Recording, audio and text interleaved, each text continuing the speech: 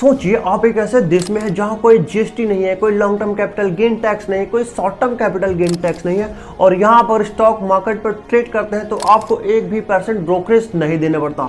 सोचने में कितना अजीब लग रहा है ना। ये कोई बहुत अलग देश नहीं है, ये है इंडिया, जहां आप अगर स्टॉक मार्केट पर ट्रेडिंग करते हैं तो आपको कुछ भी नहीं देना पड़ता।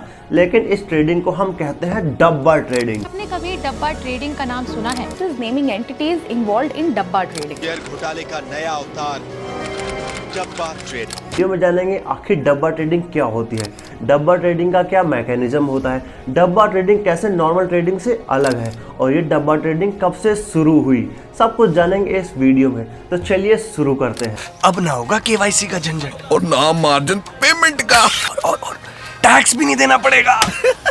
डब्बा ट्रेडिंग, इसी को कहते हैं डब्बा गुल। एक इलीगल ट्रेडिंग प्रैक्टिस है इंडिया में, जिसमें एनएसई और बीएसई का कोई काम ही नहीं है। इसमें जो इन्वेस्टर होता है, जो वो पैसे लगाता है, वो एक स्टॉक एक्सचेंज में जाता ही नहीं है, सिर्फ एक पेपर या लेजर में रिकॉर्ड होता है। मतलब कोई अगर इसमें ट्रेड कर रहा है, उसको कोई सिक्योरिटीज ट्रांजेक्शन टैक्स नहीं देना, उसको कोई डीमैट अकाउंट की जरूरत नहीं है, इसमें कोई रियल ट्रांजेक्शन नहीं हो रहे स्टॉक मार्केट में। मतलब ये पूरी तरह से गैम्बलिंग है। Traders and brokers bet on stock price movements without incurring a real transaction to take physical ownership of the particular stock.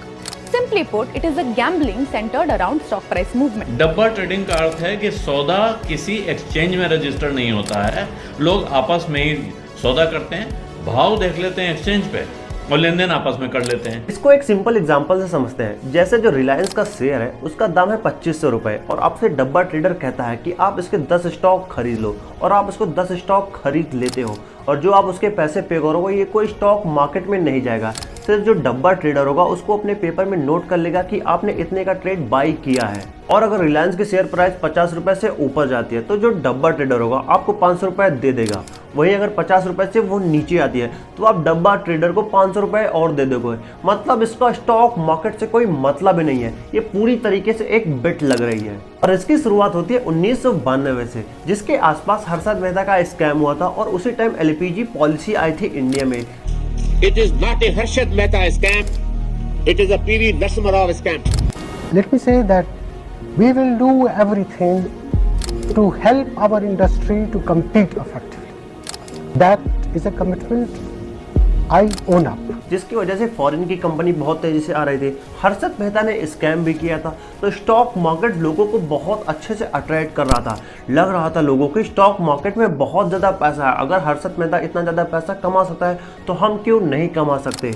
लेकिन ये छोटे छोटे जो शहर थे, वहाँ ये लोगों को नॉलेज नहीं मिल पाई कि कैसे डीमैट अकाउंट खुलवाना है, कैसे इसकी पूरी प्रोसेस होगी जो हम पैसा लगा पाए स्टॉक मार्केट में। और तभी जन्म होता है डब्बा ट्रेडिंग का। उस टाइम जो लोकल ट्रेडर थे और जो एजेंट थे, वो ब्रोकर की तरह काम करने लग गए बिना सेबी के रजिस्ट्रेशन के। वो लोगों से पैसे लेते थे और उनको बताते थे कि अगर इसकी शेयर प्राइस ऊपर चली गई तो आपको हम प्रॉफिट दे देंगे, अगर इसकी शेयर प्राइस नीचे चली गई तो हम आपका पैसा काट के आपको वापस कर देंगे।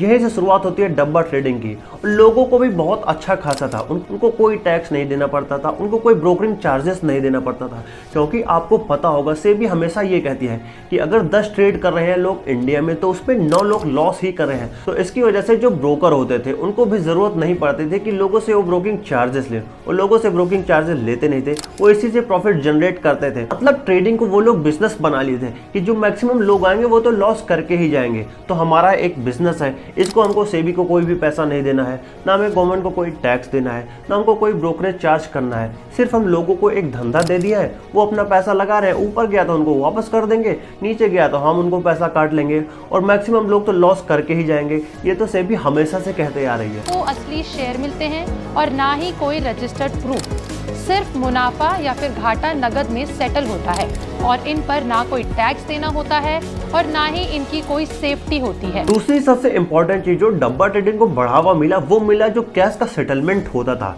जो बिजनेसमैन है वो भी पैसा लगा रहे हैं, जो बड़े बड़े इन्वेस्टर थे वो पहले स्टॉक मार्केट में पैसे लगाते थे तो उनको सेटलमेंट करने में टाइम लगता था। लेकिन यहाँ डब्बा ट्रेडिंग है, तुरंत कैश में कैश काम हो रहा है, तुरंत एक दिन में सेटलमेंट उनका पूरा काम हो रहा है। कितने में शेयर बाय कर रहे हैं, कितने में उसको बेच रहे हैं, तुरंत सब सेटल्ड हो रहा है। जैसे उनको पैसा आ रहा है तुरंत वो पैसा दे रहे हैं। तो इसकी वजह से इसको बहुत ज़्यादा बढ़ावा मिला। लेकिन 2000 के बाद जो टेक्नोलॉजी थी वो बहुत ज़्यादा एडवांस धीरे धीरे होने लगती है, जो कि डब्बा ट्रेडर के लिए थोड़े बहुत चैलेंजिंग बनती है। लेकिन लेकिन डब्बा ट्रेडर उसको बहुत से अच्छा फायदा उठाते हैं। वो फेक ऐप बनाने लगे जो कि ज़ीरोधा की तरह आपको लगेगा या आपको ग्रो की तरह लगेगा, जिसमें आप अपना पैसा डालेंगे, आपको टर्मिनल उसमें दिखेगा, मतलब आपको एक करंट शेयर प्राइस दिखेगी कि उसका कितना करंट शेयर प्राइस है, कैसे उसका जो मार्केट है वो ऊपर जा रहा है, आपको पूरा ग्राफ चार्ट सब कुछ दिखेगा। और कई लोग तो इसमें कंफ्यूज हो जाते हैं कि वो ओरिजिनल ऐप है या फेक ऐप है। और जिन लोगों को पता ये फेक ऐप है उनको कोई दिक्कत नहीं थी, क्योंकि उनको पहले से पता था जो उनके पुराने डब्बा ट्रेडर थे ये उन्हीं की ऐप है। लेकिन सेबी और गवर्नमेंट जब बहुत स्ट्रिक्ट रेगुलेशन कर दी तो जो डब्बा ट्रेडर के मेन लीडर थे वो दुबई शिफ्ट हो गए। उनको पुलिस कैसे पकड़ेगी, ये बहुत बड़ी प्रॉब्लम हो गई। और उन्होंने अपना एजेंट का नेटवर्क बहुत ज़्यादा स्ट्रॉन्ग कर लिया ऑल ओवर इंडिया में। जैसे अब आप बहुत ज़्यादा देखते होंगे, कई बार न्यूज़ में आता है कि डब्बा ट्रेडर का स्कैम यहाँ पकड़ा गया, मुंबई में पकड़ा गया, कई सारे डब्बा ट्रेडर ने बहुत करोड़ों का स्कैम कर लिया। सेबी और कुछ IT रिपोर्ट की बात करें तो जो डब्बा मार्केट है 2024 में 3 लाख करोड़ का है। सोचिए कितना बड़ा मार्केट है। और इसमें जो टॉप सिटीज हैं जहां डब्बा ट्रेडिंग सबसे ज्यादा होती है उनका नाम है नागपुर, सूरत, इंदौर, जयपुर और दिल्ली। ये डब्बा ट्रेडिंग के मेन हब है ऑल ओवर इंडिया में। लेकिन बात यह आती है, अगर आप लीगली काम करते हैं तो आपके पास बहुत अच्छी अच्छी ब्रोकिंग ऐप है, तो इतना डब्बा ट्रेडिंग को प्रमोशन अब क्यों मिल रहा है? क्योंकि पहले मैनुअली काम होता था, पहले टेक्नोलॉजी बहुत ज़्यादा एडवांस नहीं थी, लेकिन अब इतना ज़्यादा प्रमोशन क्यों मिल रहा है? तो इसका आजकल सबसे बड़ा कारण है टैक्स।